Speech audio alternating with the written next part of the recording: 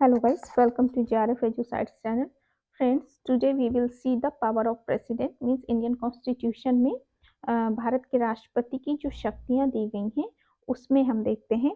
तो जैसे कि भारत के संविधान में राष्ट्रपति पद का वर्णन है, इसके साथ ही उसकी जो पावर है मीन्स एक executive power, second legislative power और जुडिशियल पावर।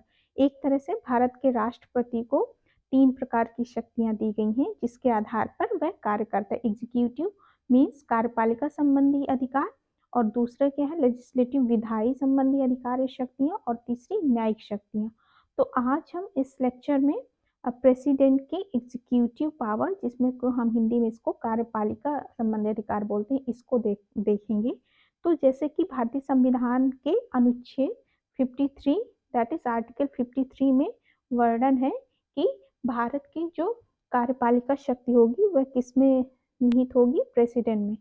अर्थात भारतीय संविधान के अनुसार अनुच्छेद 53 यह कहता है कि संघ की जो कार्यपालिका शक्ति होगी वह राष्ट्रपति में निहित होगी। ठीक है, इसके साथ ही यह बात हम देखते हैं कि कार्यपालिका शक्ति से संबंधित जो संसद जो भी विधि या नियम बनाती है तो उसका क्रियान्वयन कैसे किया जाता है, जो उसका क्रियान्वयन है एक प्रकार से यानी राष्ट्रपति के नाम पर किया जाता है। जैसे कि अनुच्छेद, इसको बोलते हैं आर्टिकल 70, ओके हाँ, आर्टिकल 77 में है कि जिसके अनुसार भारत सरकार की सभी कार्यपालिका जो कार्यवाही है, शक्तियां हैं, जो कार्य हैं वो राष्ट्रपति के नाम पर की जाती हैं। लेकिन कार्यपालिका शक्ति के प्राथमिक प्रयोग के अनुसार हम देखते हैं कि राष्ट्रपति कार्यपालिका संबंधी अधिकार के तहत ये विभिन्न संवैधानिक पदों का जो वर्णन है,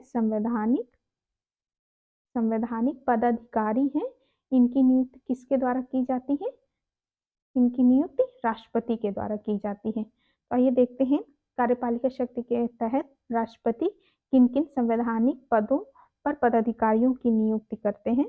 जैसे कि हमारा पहला है, इसको हाँ, पहले हमारे जो भारत के प्रधानमंत्री, भारत के जो प्राइम मिनिस्टर और जो काउंसिल ऑफ मिनिस्टर्स होते हैं, काउंसिल ऑफ मिनिस्टर्स, ठीक है।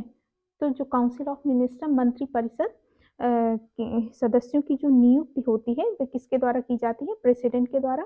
फिर दूसरा हमारा क्या आ जाता है, उच्चतम न्यायालय, supreme court and high court के जो न्यायाधीश हैं उनकी नियुक्ति किसके द्वारा की जाती है?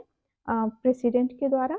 नेक्स्ट है जो स्टेट्स के गवर्नर हैं, स्टेट्स के गवर्नर, ठीक है। सभी राज्यों के जो राज्यपालों की नियुक्ति की जाती है वह किसके द्वारा की जाती है?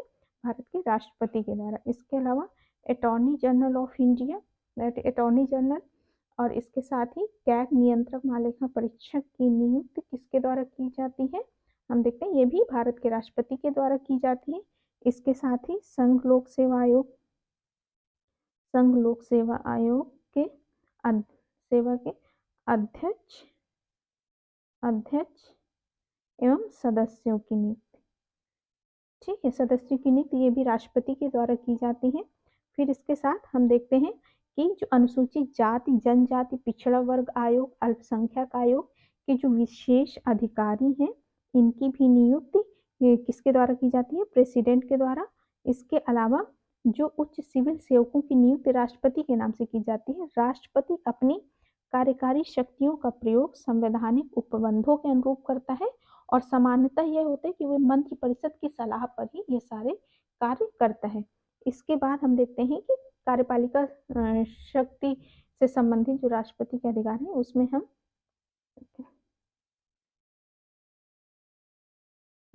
जो सैन्य संबंधी अधिकार हैं, सैन्य संबंधी अधिकार ये भी राष्ट्रपति के पास होते हैं।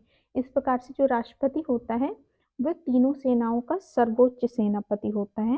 भारत का जो राष्ट्रपति है जो वो सर्वोच्च सेनापति होता है। वायुसेना, जल सेना, थल सेना के तीनों जो हमारे सेनाएं हैं उनका सर्वोच्च सेनापति होगा, और इसके आधार पर ही भारत का राष्ट्रपति जैसे युद्ध की घोषणा, शांति की घोषणा कर सकते हैं। और इसके साथ ही ये जो अपनी शक्ति का प्रयोग राष्ट्रपति करते हैं ये भी सामान्यतः जो मंत्रि परिषद के सलाह से ही भारत का राष्ट्रपति इस शक्ति का प्रयोग करता है। इसके अलावा जो डिप्लोमेटिक पावर मीन्स कूटनीतिक शक्तियाँ जो हैं वो भारत में राष्ट्रपति को ही मतलब दी गई हैं। कूटनीतिक शक्तियों में जैसे कि राष्ट्रपति क्या होता है, राष्ट्राध्यक्ष होता है, तो इसके आधार पर वह राजदूतों की नियुक्ति और कूटनीतिक प्रतिनिधि जो होते हैं उनकी नियुक्ति करते हैं, और साथ ही अन्य देशों से आने वाले जो राजदूत और कूटनीतिक प्रतिनिधि होते हैं उनका राष्ट्रपति परिचय भी प्राप्त करता है। इसके अलावा विदेशों से जो संधियां होती हैं अपने देश में, उन संधियों को मतलब राष्ट्रपति के द्वारा ही की जाती हैं, लेकिन इस कूटनीतिक शक्ति का भी प्रयोग जो भारत का राष्ट्रपति होगा, कूटनीतिक शक्ति का प्रयोग किसके,